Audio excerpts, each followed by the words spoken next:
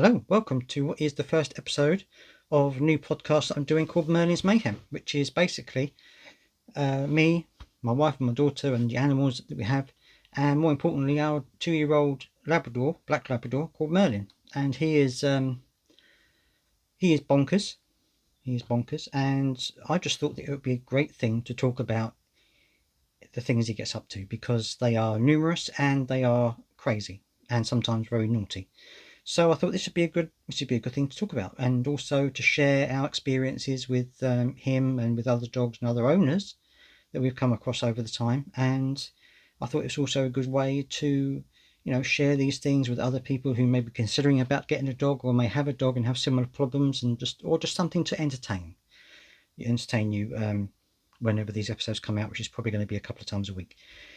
So that is basically why we're doing this, and I hopefully will be getting a few people listening in. And if you have any funny dog stories that you have, don't worry about sharing them. Share them into me, send them into me, and I'll have a email in the description to this podcast where you can email me your stories that you've had with your dogs, and any funny stories I get, I may well read out on the next podcast. So if you're happy for me to do that, then don't forget to email me at the email address that will be in the description to this podcast, and we'll go from there. In the meantime, I'm going to tell you some of my funny stories, and also I'll have little other segments in the show as well. The first one, which I'm going to be doing every week or every couple of days, is going to be things my dog is scared of. Now, Merlin is scared of quite a few things, so there's going to be a few of these to go through. But today I'm going to choose Merlin is scared of metallic helium balloons, and he is scared of metallic helium balloons.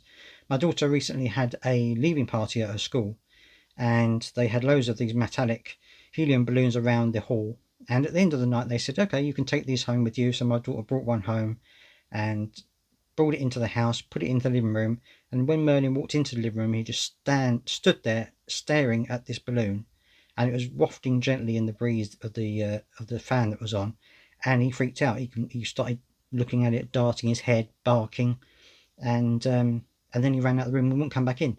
So we had to take the balloon, put it in the cupboard under the stairs, so that he wouldn't get freaked out by it. And there it stayed until it went down, and then we had to throw it away. So if your dog does something strange like that, then do let me know. I'd love to hear from you. And also, this is going to be on YouTube. He has a YouTube channel already called Merlin's Mayhem. So if you want to see the video version of these, which is basically me just talking, so if that appeals to you, then you can do that, of course.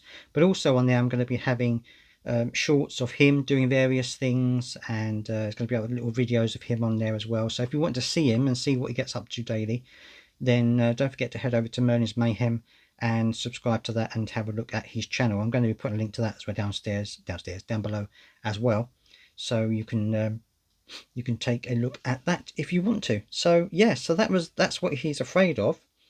And today we have I have one particularly not necessarily nice thing to talk about, but certainly not very good. That's not just not that bad, really, I suppose. But we take Merlin to a particular field most days because it's close to our home and it's close to the sea, which he really loves. He loves swimming in the sea.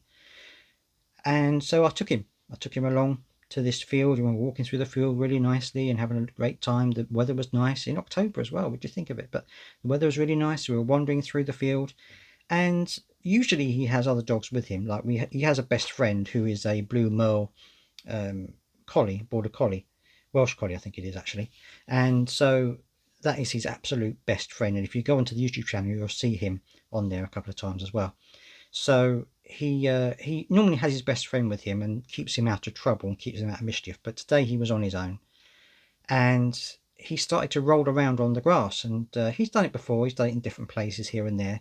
But in this particular field, there is lots of fox poop. I'll go no further than that, and other poop, I imagine, from other animals as well. And sometimes he rolls in that.